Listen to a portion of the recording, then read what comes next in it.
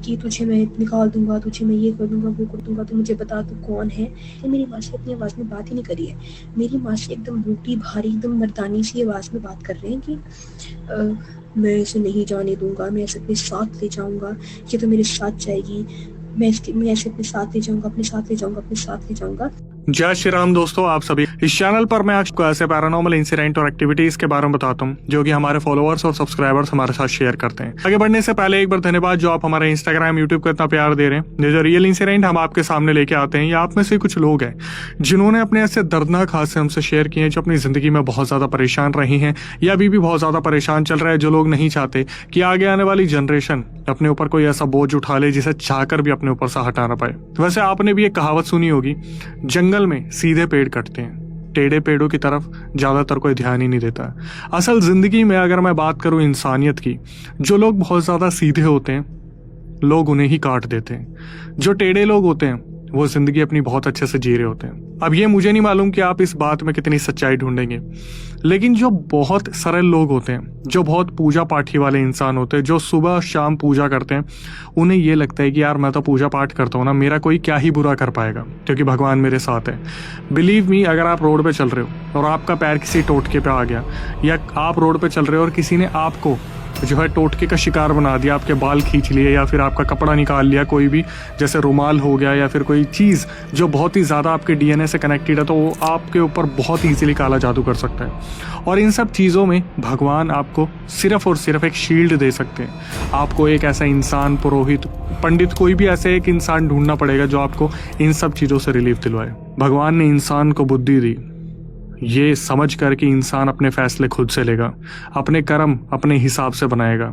लेकिन एक इंसान हमेशा ये सोचता है कि भगवान मेरे साथ है तो मेरा कोई कुछ नहीं बिगाड़ सकता। ऐसा नहीं होता। आपको अपना ख्याल रखना आना चाहिए। ये पूरा रियल इंसिडेंट हमें कीर्ति ने बताया।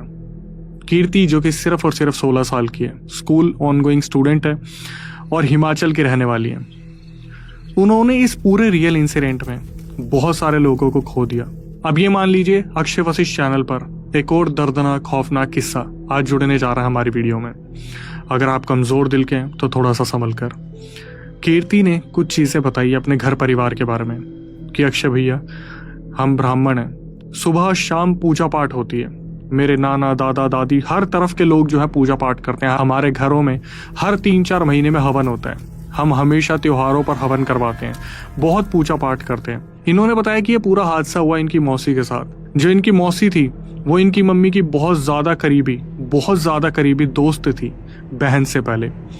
मामा थे और भी बहुत सारे लोग थे, लेकिन एक मामा की तो पहले ही मृत्यु हो गई थी जब वो 3-4 साल के थे। पता नहीं अचानक से जन्म के बाद उनकी हेल्थ बहुत डाउन रहने लगी। जब वो 3-4 साल के थे तभी उनकी मौत हो गई थी। जो नानी थी वो हमेशा अपने बच्चों को संभाल के रखती थी। जो कीर्ति की मम्मी थी वो बहुत पूजा पाठ करती थी, लेकिन जो उनकी मौसी थी वो तो इतना ज़्यादा पूजा पाठ करती थी और उनसे ज़्यादा पूजा पाठ करते थे नाना जी। सुबह शाम घर में सिर्फ पूजा पाठ का माहौल। कीर्ति ने जिस तरीके से मेंशन किया कि इनकी सारी जॉइंट फैमिली इतनी ज़्यादा आपस में बना के रखती थी कि मोहल्ले के लोग बहुत ज़्यादा चिढ़ा करते थे उस चीज़ से। लोग इतना जलते थे कि इनके घर पर शुरू से ही टोटके फेंका करते थे लोग। बहुत बार ऐसा हुआ कि मरे हुए कबूतर, कौवे और बहुत सारे ऐसे टोटके घरों में मिले जिसको देखकर घर वाले बुरी तरीके से डर जाते थे। और यही एक रीज़न था कि घर वालों को लगता था जो मामा जी सबसे पहले गुजरे थे, जो 3-4 साल के थे, शायद वो भी टोटके की वजह से ही गए थे। लेकिन वक्त गुजरा और चीज़ें स्टेबल हो गई थी। जितने भी बच्चे थे बढ़ती उम्र में उन्होंने बहुत अच्छी नौकरियां ज्वाइन कर ली थी। कोई गवर्नमेंट जॉब में था, कोई प्राइवेट सेक्टर में था, सबकी सैलरी बहुत ज़बरदस्त थी। 2005 में जब सब लोग बड़े होने लग रहे थे, मम्मी, मासी, बाकी मामा वगैरह सब जब बड़े हो रहे थे, तो मौसी जो थी वो सबसे पहले उठती थी, पूजा पाठ करती थी और सारा काम घर का लगभग मौसी ही किया करती थी। दिखने में बहुत सुंदर। मौसी का काम था हर वक्त घर का पानी उपलब्ध कराना। जब भी पानी की कमी हो पानी लेकर आओ। मम्मी का काम था घर में सफाई का काम संभालो। मामा जी का काम था घर का राशन खत्म हो रहा है, बाहर के जितने भी काम है वो मामा जी संभालते थे। धीरे धीरे क्या हुआ, सब अपने कामों में व्यस्त थे। एक दिन मौसी निकलती है दोपहर में पानी भरने के लिए। वो निर्जला एकादशी का दिन था। ये वो दिन था जहां पर रोड रोड पर, सड़क सड़क पर मीठा पानी बटा करता था। मौसी जा रही थी, उन्होंने जैसे होता ना सर पे मटका रखा हुआ है और धीरे धीरे वो पानी भरने जा रही है, तो उनकी नज़र पड़ती है कि बहुत सारे बच्चे, लोग जितने भी थे वो सारे मीठा पानी पीने लग रहे थे। मौसी को लगा जब सब पी रहे तो मैं भी पी लेती हूँ, क्या ही चला जाएगा। मौसी गई और मौसी ने वो पानी पी लिया। तभी मौसी की नज़र पड़ती है पानी पिलाने वाली औरत के ऊपर। पहले तो उन्होंने देखा नहीं, पर बाद में जब नज़र पड़ी तो मौसी को याद आया, ये औरत तो एक डायन है। पूरा गांव इसे डायन के नाम से जानता है कि ये हर किसी के ऊपर काला जादू करती है। फिर मौसी को लगा पानी तो सभी पी रहे हैं, मेरे इकलौते के पीने से क्या ही हो जाएगा। मौसी ने इस चीज़ पर ध्यान नहीं दिया, लेकिन जब पलट के देखा तो वो डायन बहुत ही एक अजीब क्रीपी स्माइल की तरीके से मौसी को देखने लग रही थी। मौसी ने पानी भरा और पानी भर के वो अपने घर की तरफ बढ़ती है। कीर्ति ने बताया, अक्षय भैया उस टाइम पर ना घर में कंस्ट्रक्शन का काम चल रहा था, बहुत सारे मजदूर काम कर रहे थे। नाना जी ने कहा कि कुछ फ्लोर वगैरह और बना लेते हैं, जैसे जैसे परिवार बढ़ेगा सबको अपने अपने कमरे मिल जाएंगे। कंस्ट्रक्शन का काम चल रहा था और मौसी जी अपने सर पर मटका रखकर उसमें पानी भर के सीधा गेट के पास पहुंचती हैं। मौसी जी जैसे ही गेट के पास पहुंची और वहां पर जो चौखट का एक सिरहाना होता है वहां पर मौसी जी बैठ गई। जैसे ही वो वहां पर बैठी उनके एक्सप्रेशन पूरे के पूरे बदल गए।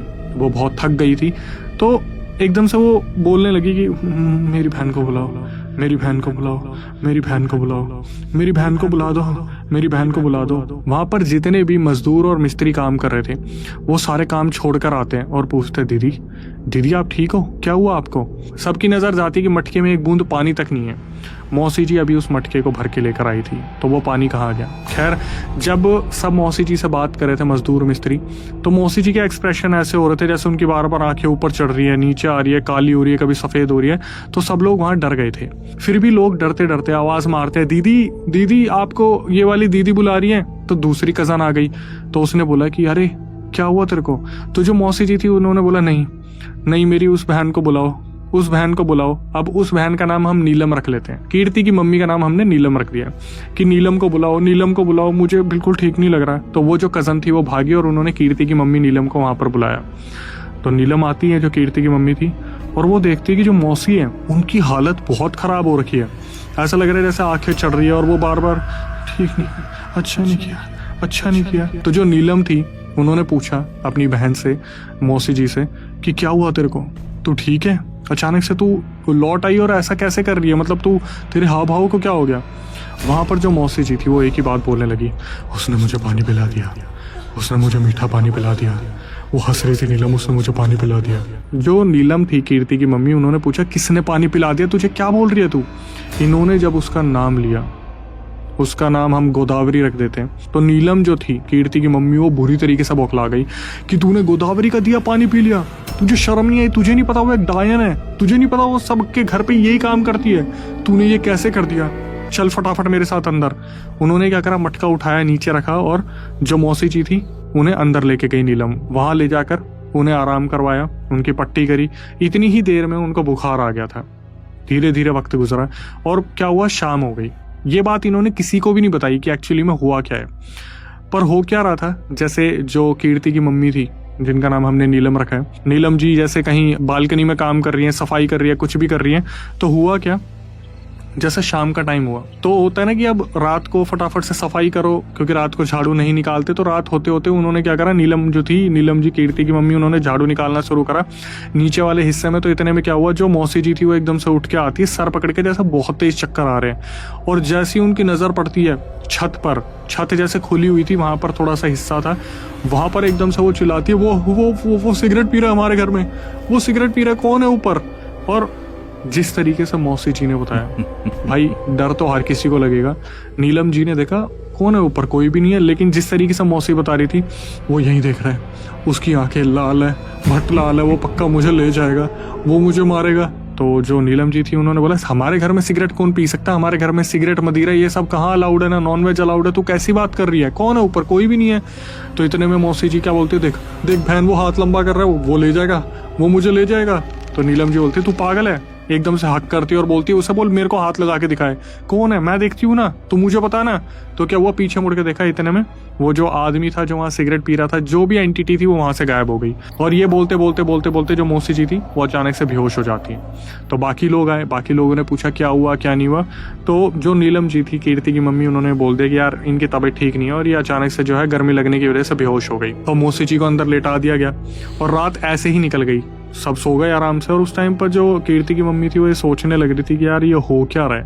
मतलब नीलम जी के दिमाग में चल रहा था कि मेरी बहन को हुआ क्या। अभी ये क्वेश्चन खड़ा हो रहा है कि यार इनके साथ ऐसा हुआ क्या, उस डायन ने किया क्या, क्योंकि पानी तो सबने पिया था। लेकिन एक सीधा सा जवाब, अगर आपके घर पर कोई खाना भेजा गया, मान लीजिए खाने की थाली आई है, कोई बहुत बड़ी परात आई है जिसमें 56 भोग लगे हुए हैं, हर इंसान खाएगा ना, चाहे उस थाली में हर तरफ काला जादू हो, लेकिन लगेगा उसी इंसान के ऊपर जिसके नाम का छोड़ रखा है। और मौसी जी के साथ भी ऐसे ही हुआ था। अब इसके बाद क्या हुआ, जब सुबह सब उठते हैं, सब अपने काम पर चले गए, किसी को भी इस चीज़ के बारे में नहीं मालूम था कि जो मौसी है उनके साथ क्या होने लग रहा है।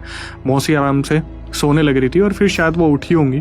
तो दूसरे कजन जो वहाँ से जा रहे थे उनकी नज़र पड़ती है कमरे में, और वो देखते हैं जो मौसी जी है वो कमरे में बैठकर अपने बाल हिला रही है बुरी तरीके से। बाल हिलाए जा रही है। तो जो कजन्स थे उनका एकदम से जब ध्यान गया, वो अंदर आए, उन्होंने एकदम से बोला कि क्या कर रही है तू ठीक है। जो मौसी थी उन्होंने कोई आवाज़ नहीं निकाली, बस एक ही आवाज़। एकदम से कजन्स की तरफ देखा तो कजन्स वहाँ से भागे और नीलम जो थी कीर्ति की मम्मी उनके पास पहुँचे और उन्हें बोला कि एक बार चलो देखो कि मौसी को क्या हुआ है। तो जब नीलम वहाँ पहुँची, उन्होंने देखा तो उस टाइम पर भी वही हाल है। तो नीलम ने भी पूछा कि क्या हुआ है बहन तेरे को, तू ठीक तो है, तू ऐसी हरकत क्यों कर रही है। एकदम से बस उधर देखकर, वो मुझे ले जाएगा, मुझे मीठा पानी पिला दिया, धम्म करके सीधा नीचे, और उसी टाइम पर बेहोश। हनुमान चालीसा चलाई गई, किसी को नहीं बताया अभी तक, और जब बता भी रहे थे तो कोई भरोसा नहीं कर रहा था। इस तरीके से करके जो है मौसी जी को दोबारा लिटा दिया गया। अब हुआ क्या, जब सब मौसी जी के पास बैठे हुए थे, नीलम और बाकी कजन्स वगैरह सारे के सारे, तो जैसा होता है ना पट्टी वगैरह कर रहे हैं, हाथ पैर मसल रहे हैं, तो अचानक से जो मौसी जी थी अभी लेटी हुई थी वो उठती है ऊपर, हाँ मुझे बचा लो, वो मुझे ले जाएगा, वो जा रही है नीलम वो जा रही है। तो नीलम जो थी कीर्ति की मम्मी, उन्होंने पूछा कि तू क्या बात कर रही है, कौन जा रही है। तो जो अंदर लेटी हुई थी मौसी जी, जिन्होंने घर के बाहर अभी तक देखा नहीं कुछ भी, वो बोलती है देख वो दराती लेके जा रही है, जिससे काटते हैं ना, वो दराती लेके जा रही है, वो उससे मुझे काट जाएगी, वो उससे मुझे काट देगी, तू जाके देख। तो जब नीलम बाहर गई, उन्होंने देखा सही में जो आगे चलने वाला रास्ता है वहाँ पर वो डायन हाथ में दराती लेके जा रही है, और पीछे मुड़ के नीलम की तरफ इतनी गंदी क्रीपी स्माइल दी।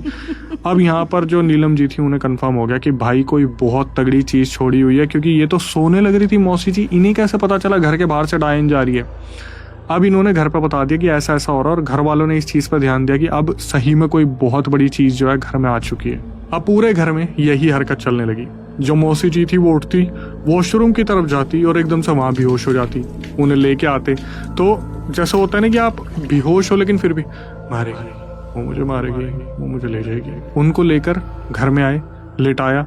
थोड़ी देर में जैसा होता ना कि कुछ सेकंड्स के लिए कुछ पानी भरने गए, इधर इधर हुए, अचानक से उठी, चिल्लाने लगी, वो ले जाएगी, बचा लो मुझे। जितनी तेज हो सके उतनी तेज मौसी ने चिल्लाया और फिर बोलकर बेहोश होगी। जितने वक्त में दूसरे कजन्स आते, जो नीलम आती, सब ये देखते इनको हो क्या रखा, और मुंह से झाग निकल रहे हैं, पूरा आधी बॉडी बेड पे, आधी बॉडी नीचे, और सब बुरी तरीके से डर जाते कि यार इसका सॉल्यूशन क्या है। तो जो नाना नानी थे, जब उन्हें पता चल गया कि यार नीलम ऐसे ठीक नहीं होगी, उन्होंने क्या करा, कहीं पंडित से बातचीत करी, और पंडित जी ने एक तांत्रिक के बारे में बताया। अब वो बाबा थे, तांत्रिक थे, ये तो खैर सुनी सुनाई बात थी जो कीर्ति ने हमें बताई है कि भाई मैंने भी सुनी थी, कोई तो आया था। वो जब इंसान आया ना, उसने क्या करा, पहले तो ये बोल दिया कि देखो मैं पता करना चाहूँगा कि इसके मौसी के साथ दिक्कत क्या है। तो मौसी को सामने बैठाकर आवाहन दिया कि मैं तुझे बाहर बुलाता हूँ, या जो भी तू है तू आ, हम देखना चाहते कि तू कौन है, तुझे किसने भेजा है, क्या है क्या नहीं है। ये बोलते ही जो मौसी वहाँ बैठी थी अचानक से देखती है बाबा की तरफ, जो तांत्रिक था, और बोलती है तू देखना चाहेगा मैं कौन हूँ, ले देख। पूरी जीभ लटका दी और आंखें जैसे ऊपर नीचे गोल गोल घूमने लग गई। वहाँ पर जो तांत्रिक थे उन्होंने बता दिया, भाई ये शक्ति कोई छोटी मोटी चीज़ नहीं है, हमें यहाँ पर भी भेंट देनी पड़ेगी, नहीं तो हमें शमशान में जाके भेंट देनी पड़ेगी। अब उस टाइम पे क्या हुआ, जो नीलम जी थी वो वहाँ पर अवेलेबल नहीं थी, उन्हें कमरे में शायद भेज दिया होगा बच्चों को, बड़े लोग ही बैठे होंगे। तो वहाँ पर धागा दे दिया गया, धागे दे दिए 2, और जो तांत्रिक थे उन्होंने पैसे ले लिए और बता दिया कि मैं शमशान में जाके भेंट चढ़ाऊंगा। हुआ ऐसा ही, जो नाना नानी थे वो वहाँ तक तो गए, शमशान के गेट तक। वहाँ पर जाके उन्होंने देखा कि वो जो तांत्रिक था उसने एक बकरे की भेंट चढ़ाई है। ये बोलने के बाद क्या हुआ, वो जो तांत्रिक थे उन्होंने हाथ में कुछ राख रखी और बता दिया अपने घर के बाहर आगे जहाँ जहाँ छिड़कना है छिड़क देना, चारों द्वार पे, अब तुम्हारी बेटी के साथ कुछ भी नहीं होगा। और भाई साहब ऐसा हुआ भी। तांत्रिक जो वहाँ पर क्रिया करके गए थे 2 दिन तक कुछ भी नहीं हुआ। एग्जैक्ट 2 दिन बाद फिर वही हरकत। जैसे ही वो अपने, होता है ना कि एक खाली एरिया होता है जो घर के बीच में होता है, उसे हम हॉल बोल देते हैं या बीच का एरिया बोल देते हैं, वहाँ पर आराम से वो बैठी थी, उनकी नज़र पड़ी छत पे, फिर दोबारा वही आदमी सिगरेट पी रहा है, वो आ गया, नीलम नीलम मुझे बचा, नीलम, और ऐसे करते करते दीवार में घुसती जा रही है, नीलम मुझे बचा, बहन ये मुझे ले जाएगा, आज मुझे ले जाएगा, बहन प्लीज़ प्लीज़ प्लीज़ बचा ले मुझे। तो जो वहाँ पर नीलम जी थी उन्होंने बोला, कौन है तू, कौन है, बता मेरी बहन को कौन लेके जाएगा। तो उस टाइम पर जो मौसी जी थी उन्होंने नीलम को हक करा, आंख बंद करी और ऊपर खोल के देखा, वहाँ पर कोई भी नहीं। अब यहाँ पर जो नीलम जी थी उनको आ गया गुस्सा, उन्होंने बोला चल मेरे साथ, मैं देखना चाहती हूँ है कौन, मैं निपटूंगी उससे, तू चल मेरे साथ। और यहाँ पर जो मौसी, नहीं बहन नहीं, प्लीज़ वो मुझे मार देगा, प्लीज़ बहन नहीं मुझे मार देगा। अब भाई ये बात नाना नानी सबको पता चल गई। उन्होंने क्या करा, उस तांत्रिक को फ़ोन करा। तो तांत्रिक ने बोल दिया जी अगर अभी भी सही नहीं हुई तो ये मेरे हाथ की बात नहीं है, आप अपना पैसा ले लो, लेकिन मेरे बस की नहीं हो पाएगा। तो नाना नानी ने बोला पैसा तो तू रख भाई, तू ये बता कौन सही कर सकता है। तो उस तांत्रिक ने कोई और तांत्रिक के बारे में बताया होगा। वो तांत्रिक आए घर पे। उस टाइम पर क्या हुआ, नीलम जो थी उनको पता नहीं था कि घर पे कोई तांत्रिक आने वाला है। वो सामान लेने के लिए गई हुई थी दुकान की तरफ। जैसे ही वो घर पे आती है उन्होंने देखा तांत्रिक ने वहां पर मुर्गा पकड़ के काट दिया घट्टे करके सबके सामने। और जैसे ही ये हुआ, नीलम का एकदम से खून खोल गया। ब्राह्मण के घर में ये हुई कैसे हरकत, उन्होंने उस तांत्रिक को चप्पल मार मार के भगाया वहां से, लेकिन कट तो चुका था जो भी था। लेकिन इसके बाद क्या हुआ, अब यहाँ से पूरा इमोशनल चैप्टर शुरू है। जो मौसी जी थी ना, उन्हें पता चल गया था कि मैं कुछ भी कर लूँ मैं बच नहीं पाऊंगी। तो वो एंटिटीज को देख के भी शांत रह जाती थी। उन्हें दिखता था ना यहाँ पर कुछ है, वो एकदम से डरेंगी पर किसी को कुछ नहीं बोलेंगी, सिर्फ इसलिए कि पापा टेंशन लेंगे, मम्मी टेंशन लेगी, ऐसा होगा वैसा होगा, कभी कुछ नहीं बताया। ये होते होते 8-9 महीने गुजर गए और जो नीलम थी उनकी शादी पक्की हो गई और फाइनली उनकी शादी भी हो गई और वो अपने ससुराल चली गई। इस दौरान जो घर वालों से वो अपडेट लेती थी फ़ोन करके, तो पता चला कि जो मौसी जी है वो बहुत डिप्रेस रहती थी, बहुत अकेली हो गई थी, क्योंकि दूसरे कज़न्स तो वैसे ही डरते थे। तो इन सब चीज़ों में क्या हुआ, जब मम्मी की शादी हो गई तो उनका ख्याल रखने वाला कोई ढंग से था ही नहीं। हालांकि बार बार तांत्रिक आते थे, मौलवी मौलाना आते थे, ताबीज़ धागे सब कुछ होता था, लेकिन सॉल्यूशन किसी भी चीज़ का नहीं था। वो बार बार स्लीप पैरालिसिस में चली जाती, उनके साथ ये सब कुछ होता। और इन सब चीज़ों के बाद क्या हुआ, जैसे एक बारी का सीन जो नाना जी ने बताया होगा इन्हें, नीलम जी को, कि भाई ऐसा घर में हुआ। इन्होंने एक सही में सिद्धि पुरुष बाबा बुलाया।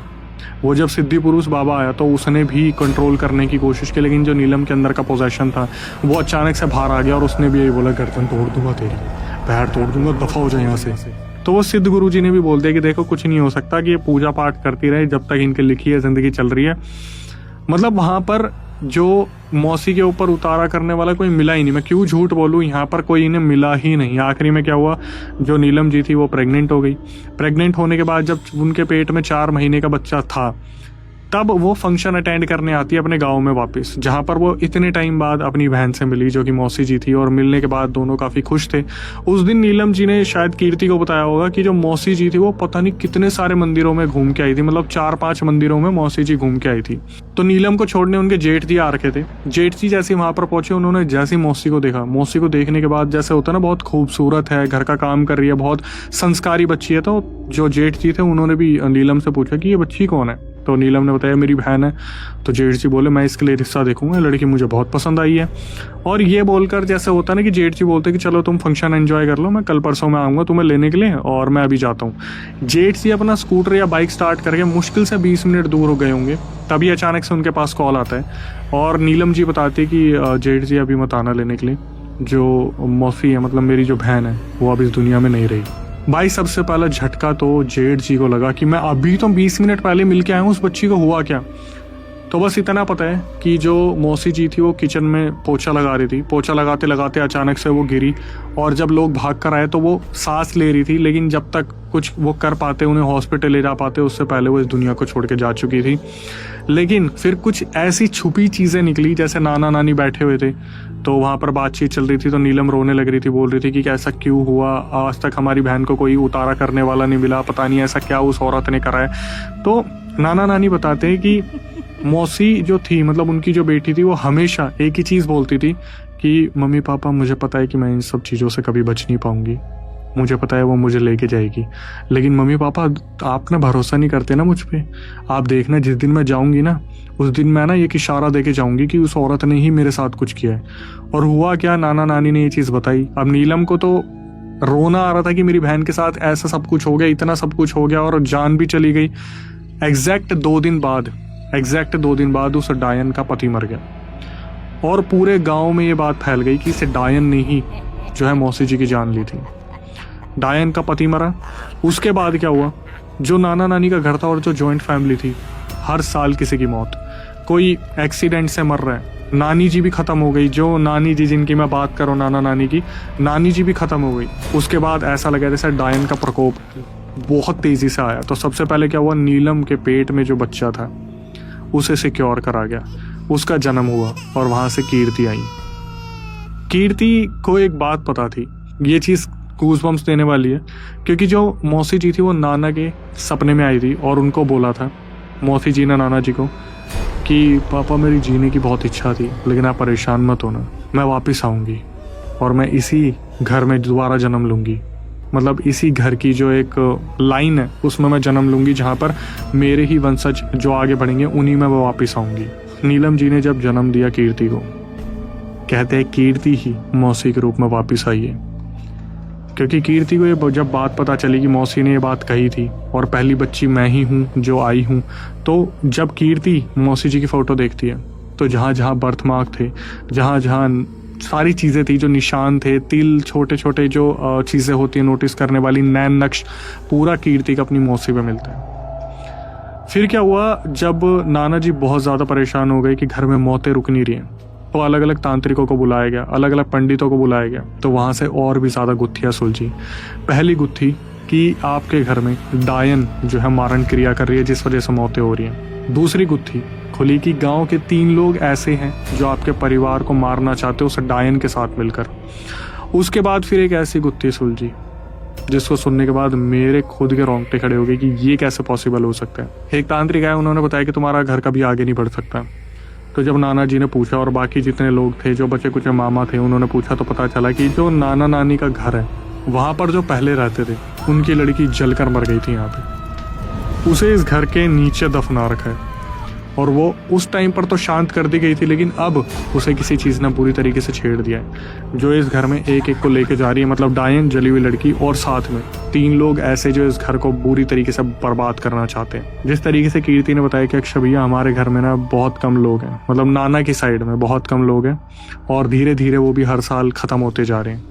खैर फिर उसके बाद ये लोग सॉल्यूशन पे काम तो कर ही रहे हैं, लेकिन जिस तरीके से कीर्ति ने बताया, उन्होंने यही बोला कि मैं जनता से रिक्वेस्ट करती हूँ, मैंने अपने घर में मौत का तांडव होते देखा है, जनता से ये बस इतना रिक्वेस्ट करती है कि किसी भी इंसान का दिया हुआ मत खाना, मत खाना, मत खाना, मत खाना। सारे लोग खाते दिखेंगे लेकिन टारगेट सिर्फ आप बन जाओगे। जिस तरीके से इन्होंने बताया कि मेरी मुँह से टारगेट बनी, और वैसे तो आपको पता ही है जब भी हम डायन की बात करते हैं तो भाई डायन कहीं ना कहीं से सुन रही होती है। अगर अचानक से आपको पिन चुभी हो ना, तो समझ जाना कि वही चुभा रही है। और इसके बाद आपसे रिक्वेस्ट है भाई कि ऐसे रियल इंसिडेंट लाने में हमारी बहुत मेहनत लगती है, तो प्लीज़ चैनल को सब्सक्राइब कीजिए, बेल नोटिफिकेशन ऑन कीजिए, और इस रियल इंसिडेंट को भेजिए उन लोगों के पास जो कहीं भी रुक के कुछ भी खाना शुरू कर देते हैं। अच्छा, मैं आपको ना एक केस बताता हूँ, पता नहीं शायद मैंने कहीं बताया ही नहीं बताया। हुआ क्या, जब हमारा पॉडकास्ट स्टूडियो रेडी हो रहा था ना, तो वहाँ पर कैमरा की टीम आई थी, और वो 2 ही जने आए थे, एक सीनियर था एक जूनियर था। तो वो जब हमारे स्टूडियो में आए ना, शायद उसकी वीडियो भी मेरे पास हो, पर मैं लगा नहीं पाऊंगा, देखूंगा अगर मुझे मिल जाए तो।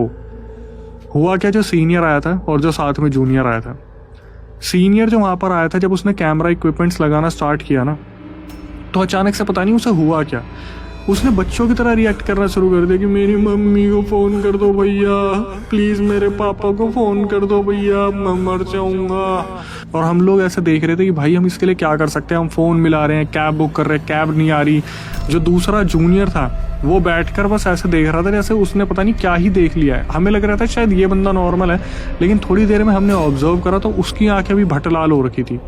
हमने पूछना शुरू करा कि भाई तुमने करा क्या है, तुम्हारा कहीं पैर पड़ा है, क्या करा है। उन बंदों ने उस हालत में जो बताया ना, उन्होंने बोला कुछ औरतें रोड पर पकौड़े बांट रही थी, हमने वो पकौड़े खा लिए।